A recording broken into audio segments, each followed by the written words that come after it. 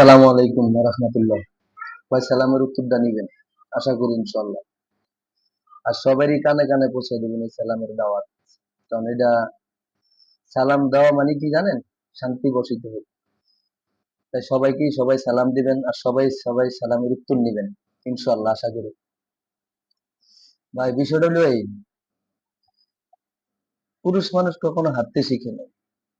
পুরুষ মানুষ সবসময় জয়ের পথে থাকতে হবে। বিষয়টা হলো এই কারণে, কিছু কিছু মানুষ যেরকম ধরেন আপনি চাকরি করেন কিংবা ব্যবসা করেন, যাই করেন, আপনার চাকরি করতে গেলে আপনার চাকরি ভালো লাগে না, কিন্তু আসলে না, ভালো লাগাতে হবে। যে কোনো জিনিস কাজের ক্ষেত্রে ক্ষেত্রে কাজ করতে গেলে মানুষের ভুল ত্রুটি হইতেই পারে, এটাই স্বাভাবিক।